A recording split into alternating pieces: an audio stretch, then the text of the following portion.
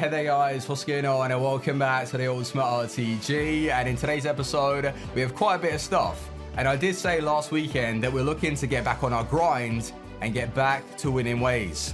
Have we been able to do that? Time will tell. So obviously I have the Foot Champs highlights, but what came out yesterday, Foot Player Days, a promo that has returned, and some were suggesting that we were going to get a re-release of the Foot birthday cards. I didn't believe it myself. Usually what they do is they hand-pick some promos and re-release them. What I don't agree with is the fact that they bring out Road to the Final cards that already are going to be affected by their IRL performance, and then EA on top of that bring them out in a 2-for-1 offer. That's a scam. Like, let's say you did go and purchase Hazard and you bought him thinking that Real Madrid were going to win. You guessed right. He went up a little bit, you got rewarded. And then all of a sudden, EA go and bring him out in this mad promo where packs are so cheap and he's gone down literally like 400,000. You would be in tears. Like, I never bought Hazard, but I'm thinking for next week, maybe pick him up. Because for that price, 500,000 to 600,000, the stats are stupid good. Like, I would love to get my hands on a Hazard. But anyway, we also had player picks being dropped and the 85 times 5. I did it. You saw it. We got an 86 inform, which isn't really that bad, because once the market does rebound, that'll probably sell for like 55, 60,000 coins, which is all good. And then you don't really want to see all the other stuff, like a bunch of 85s and an 87. It's okay. Like, I don't really mind that. That was just to test my pat luck.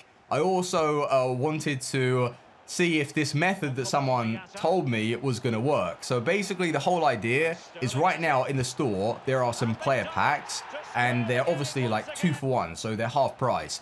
If you open those and you literally don't get anything, you're basically losing like 3,008 to 4,000 coins per pack. But it's definitely worth the risk to see if you can pull a Road to the Final or whatever is available, even an icon if you get super lucky. I know someone that hit Camavinga, the future star Camavinga that got re-released. That's 1 million coins. So he cashed out and he's made a lot of money. I tried it and I made nothing. I actually didn't pack anything over an 83. So I got seriously unlucky, but all of that stuff I'm going to recycle and put back into the 81 player picks and try and pull the Foot Freeze Alan St. Max. I remember buying him for like 800k. Now he's like 350. Poor guy. He's really good as well. So if you are wondering and in the market for a Saint, his finishing is definitely better than 80. I haven't used him for a while though, so keep that in mind. But with these Foot Champs highlights, one card that is literally killing it for me right now, and I can't believe that I didn't have this opinion on the version that wasn't like upgraded, the original card with Diatta. What was he, like 85 rated? He was just not playing to this level, or not that I noticed. The 87 is genuinely one of the best right mids, and I want to stress that. I wouldn't really want to play him as like a striker necessarily, or as a cam, or he is just perfect in a right mid position. The speed, dribbling, playmaking, supportive runs, like he is offering everything, even tracking back and stopping, I think it was Cruyff that I came up against, a really important interception for us to go on and win that game. So Diatta, I can't speak about it enough. Like, genuinely, if you have 200,000 coins, go and try him and you will not regret that purchase. It's such a good buy. And then you have Sambia that was like 80k, now 150. He's been all right. Like, I do like him. I don't think he's the best right back that I've used, but he is technical with it. He can twist turn. I rate that. And he's been like pretty good, even though his defensive stats are on the low side, comparing him to like Kleiber and all these other cards available. But Sterling, I'll be honest, all right? I'm not looking at this guy through rose-tinted glasses. He has a lot of positives, but he also has a couple of flaws. And when I'm running through on goal in like a 1v1 situation, and I'm desperate for the finish, he will miss sometimes. And he's not one of these strikers that is prolific or so consistent that he's the perfect striker.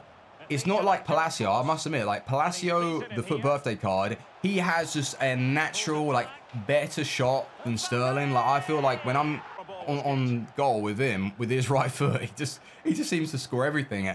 But don't get that mistaken, because when you've built up and you've shifted it over to Sterling, the dribbling and just that technical quality that you get, you're going to be able to use that to your advantage and also score some really good goals. I did say when I bought him though for like 1.3 million, it did seem a little bit expensive. You can kind of understand though, Premier League, English, 5-star skills. It's a really cool upgrade. On the wing, I think he's going to be perfect. But as a striker, it all depends on like what you want. Now, you know me, I'm a bit weird with my players. If they don't have like 99 agility, then they just feel so unresponsive. But I do believe that Sterling is getting something out of my game that is definitely how I want to play. And then it really just comes down to, like, look at this, for example. This solo goal, well, it's not really a solo goal from Sterling, but it's the control, you know. He's literally taking it past like 4 or 5 players, and then who is it? Diatta to finish it off. My main man, Diatta. But it hasn't been all like us destroying opponents. Like, obviously in the first 5 games, 6 games, you feel on top of the world, you're untouchable, and no one's really like testing your team or your tactics. And that is something that I have discovered, right? I was using 4-4 on the depth and the width. Now, I think the width is okay, but the depth sitting on 4 is fine if your opponent is like pushing up and you're finding those passes out so you can catch them on a counter-attack. If they're just like genuinely a better player than you, they're going to pin you back and they're going to make it incredibly difficult for you to take the ball off of them in that CDM like area, the cam and CDM positions, right? Now, what I've noticed is when I switch to 7 depth, not only do you get that like automatic offside trap on the halfway line, which sometimes is like pretty handy, but what you also will see your team do in that CDM position, they basically like what I call is pulsate, like I don't know what else to call it, like they pump, right? So your defenders will like push up to where your CDMs are, and it will make you so compact, and you're basically adding another like part of your defense on top of that. Like, it's hard to explain, but you keep a little bit more compact because they're actively moving, and it's a lot harder for your opponent to find passes through and find his runs. So a lot of the time you think that if you're playing a lower depth, it's going to help you. I don't necessarily believe that. I was playing so much better on 7 depth, and the reason why I've made this switch up is because of this game specifically, all right? So we concede an early goal, and I'm thinking, all right, we can get back into this game. I concede another goal. I'm like, damn, from a corner, that's kind of harsh. And another corner goes in, and I'm like 3-0 down. Like, what do I do? And I was asking, like, should I change my tactics? What should I do? So instead of getting myself worked up, I thought this weekend it is time to grind. It's time to get back to that winning mentality and to not give up in these games, because nothing is impossible. In FIFA 21, if you go 3 goals down, 4 goals down, you can find the way. As long as you're taking your chances, you're going to get back into the game. So we did find the way. I switched to 7 depth. Admittedly, I was using press on possession loss, which I wouldn't really recommend as soon as the game starts. If you get back into the game, fair enough. But 7 depth, press on possession loss, and it was like, wow. The whole second half was like someone took the control off me and they were playing. You couldn't compare how I performed in the first to the second. Like, I was getting absolutely destroyed, and we found a way to get back into the game. But what I did leave in, though, was the Sterling miss. And that's what I was on about. Like, when he threw on goal like that, sometimes he score, sometimes not so much. But look at that, boys. Mbappe to clutch up and get us the win. Like, we have been coming up against some pretty nice teams. But overall, the 4-4-2, like going back to that, instead of trying to force the 4-1-2-1-2 and leave myself open and just not really in the games. Like, okay, I might score an extra couple of goals, but at what cost? I'm going to end up losing the game and conceding about 7 goals. So we are happy to announce we are 10-0. And I'm really proud of that, because the comeback was amazing, and it showed like good spirit, good heart to get back into that game. So 10-0, team is playing very well, but we're going to have to get rid of Tovan. I've sold him. I used a few of those coins to invest into those packs, like I said, and then we're going to do some upgrade packs tonight. So instead of using Tovan, who is very basic and he's not really offering anything, I might as well run Kaka. Remember when we used Kaka as a left mid like 3-4 months ago? He was all right. So probably going to use him or just find somebody else that can play that role. And then at halftime, bring on Iron Robin. But anyway, let's go back to the team and the club. I want to show you like how these players have performed and what I've sold, and just keep you guys updated, all right? So let's go. So I must admit, I haven't been grinding the level season progress as much as I probably should, but the players on offer, even Candreva, I know it's an Italian player that we can add to our team. The stats that they've given him, I'm not feeling it. I don't really believe that I'd ever use him. He might be really good in game, but a little underwhelming this season, okay? So I'm not going to bother like grinding to level 30, but Obafemi Martins, welcome to the club. His stats don't really look that bad, and it's kind of cool, right? Obafemi Martins, Newcastle hero, so I thought I'd bring him back. Like, really good balance, agility, and you never know, with that kind of speed, like, as a potential left mid, I don't know, he's got good shooting, he's just got no skills, unfortunately, but left-footed on the left-hand side, I like that, because I can hit those shots at a near post, I can hit them across goal, so I think it performed, yeah, pretty well. Now, I did sell, like I say, Attel, I sold Torban. Oh, well, I have sold Attel for 645,000 after buying him for 600, but Torban sold for 200. I'm surprised that he is as much as that, because honestly, he didn't really do much as a left mid. Granted, he's not a wide player. He wants to be played either as a striker or as a cam, and I think if you put him in that position, he will be okay. Like, he's not a terrible card.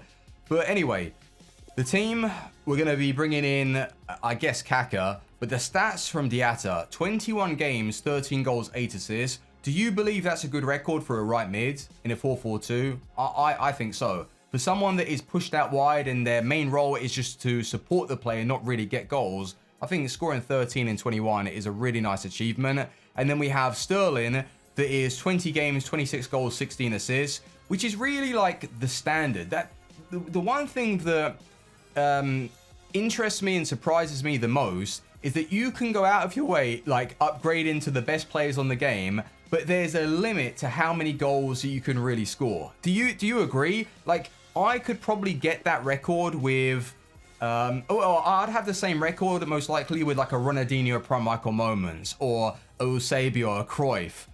What's Palacios actually?